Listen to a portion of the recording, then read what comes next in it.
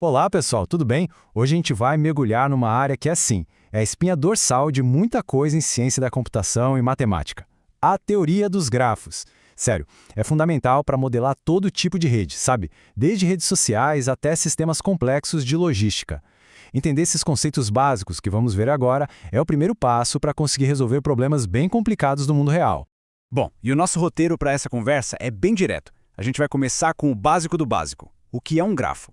Depois vamos dar uma olhada nos seus componentes, explorar uma propriedade super importante deles e, para fechar, vamos conhecer alguns tipos especiais de grafos. Então, vamos lá. O que é um grafo, afinal? Pensa assim. Na essência, é uma estrutura matemática que foi criada com um objetivo bem claro: modelar como as coisas se relacionam. É mais simples do que parece. Pense no mapa do Waze ou Google Maps, ou até na sua rede de contatos no LinkedIn. Tudo isso, na sua base, pode ser representado como um grafo. Ok, falando de um jeito um pouco mais formal, a gente define um grafo, que a gente chama de G, como um par de conjuntos, V e E. V é o conjunto dos vértices, que são basicamente os pontos ou os objetos do nosso modelo.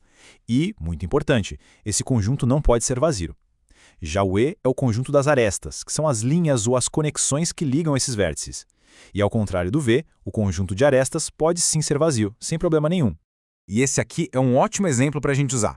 Vamos olhar para essa imagem. Os pontos, tá vendo? A, B, C, esses são os vértices que fazem parte do nosso conjunto V. As linhas que ligam eles, como a E1 e a E2, são as arestas do nosso conjunto E. E reparem num detalhe interessante. O vértice J está ali, isolado, sem nenhuma conexão. Isso é perfeitamente normal. Beleza. Agora que a gente já tem o nosso grafo de exemplo, vamos usar ele para definir umas coisinhas mais formais sobre a relação entre os vértices e as arestas. Temos aqui dois conceitos que são chave: incidência e adjacência. Vamos com calma. Primeiro, incidência. Uma aresta incide em um vértice se aquele vértice for uma das pontas dela. Simples assim. Olhando para o nosso exemplo, a aresta E1 incide nos vértices A e B, certo? Agora, adjacência. Duas arestas são adjacentes se elas compartilham o mesmo vértice, ou seja, se elas se encontram no mesmo ponto. Ok, com base nisso que a gente acabou de ver, uma pergunta rápida para testar. Dando uma olhada aí no nosso grafo, pense um pouco. As arestas E1 e E2, elas são adjacentes? Isso aí, a resposta é sim. E por quê? Porque as duas, tanto a E1 quanto a E2, incidem no mesmo vértice, o B. Elas se encontram ali. É justamente esse ponto em comum que faz com que elas sejam adjacentes. Muito bem. Agora que a gente já entende as conexões, que tal a gente começar a medir elas? A medida mais básica para saber o quão conectado um vértice é o que a gente chama de grau. É um conceito bem simples, mas é o ponto de partida para a gente identificar quem são os influenciadores, os hubs importantes numa rede. Então, o grau de um vértice, que a gente representa por D de V, nada mais é do que o número de arestas que chegam ou saem dele. É só contar. Mas tem uma pegadinha. Um detalhe super importante: o loop. Um loop é uma aresta que conecta um vértice a ele mesmo, como essa I3 ali no vértice C. E a regra é: cada loop conta como 2 no grau do vértice. Beleza, vamos aplicar essa regra então? Olhando para o nosso grafo, qual é o grau do vértice C? Pensem aí, e não esqueçam da regra do loop, hein? Quem respondeu 6 acertou em cheio. Vamos contar juntos para não ter erro. O vértice C é a ponta de 4 arestas normais: E2, E4, E7 e E8, certo? Isso já dá 4. Aí a gente tem o loop, a aresta E3. E como a gente viu, o loop conta 2 vezes. Então é 4 mais 2, que dá um grau total de 6 para o vértice C. E essa ideia simples de grau nos leva a um dos teoremas mais, elegantes e importantes de toda a teoria dos grafos. Ele é até conhecido como o lema do aperto de mão, um nome bem legal. E o que ele faz é revelar uma propriedade que vale para absolutamente qualquer grafo que você consiga desenhar. O teorema diz o seguinte: se você somar o grau de todos os vértices de um grafo, o resultado vai ser sempre exatamente o dobro do número de arestas. E faz todo sentido, né?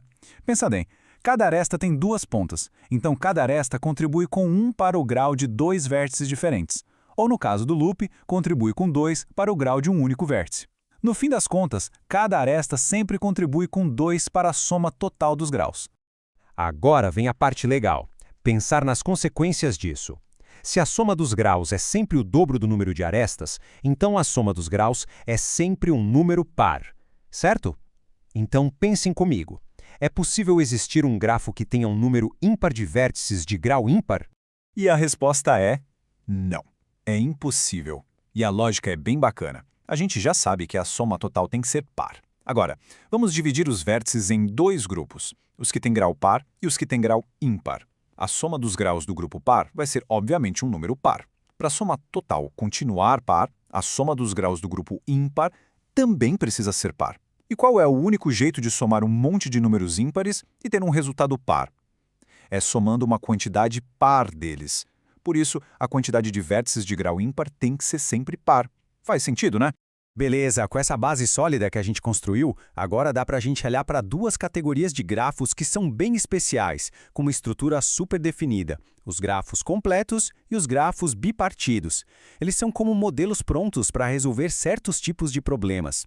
Primeiro, o grafo completo, que a gente chama de KN. Pensa nele como a rede de conectividade total. Num grafo completo com N vértices, todo mundo está conectado com todo mundo. Cada vértice tem uma aresta ligando ele a todos os outros N1 vértices. E aqui a gente consegue ver como eles evoluem. Olha só, K1 é só um pontinho, K2 uma linha, K3 já forma um triângulo, K4 um tetraedro.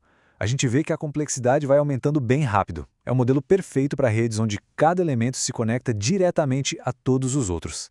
Mais uma perguntinha rápida para a gente fixar a ideia. Num grafo completo com 5 vértices, um K5, qual vocês acham que é o grau de qualquer um dos vértices dele? Exato. A resposta é 4. É direto da definição, né? Num grafo KN, cada vértice se conecta a todos os outros que são n-1 vértices. Se o nosso n é 5, o grau vai ser 5 menos 1, que é 4. Agora vamos para uma estrutura totalmente diferente. É o grafo bipartido completo, ou KMN. A ideia aqui é que os vértices são divididos em dois times, dois conjuntos. Vamos chamar de X e Y. A regra é bem clara. Todo vértice do time X se conecta com todo mundo do time Y. Mas, e esse é o ponto-chave, ninguém se conecta com um colega do próprio time. Essa imagem mostra isso direitinho. Olha só o K3, por exemplo. Temos 3 vértices de um lado, 3 do outro. Cada um da esquerda se conecta com os 3 da direita, e vice-versa. Mas perceba que não tem nenhuma linha ligando 2 vértices do mesmo lado. Esse tipo de grafo é clássico para resolver problemas de alocação ou pareamento. E para a gente terminar, fica aqui uma provocação. A gente passou por todas essas definições, esses blocos de construção.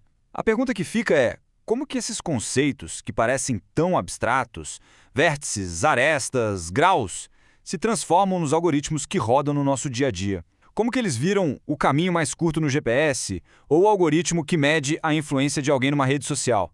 É aí que a teoria encontra a engenharia de verdade.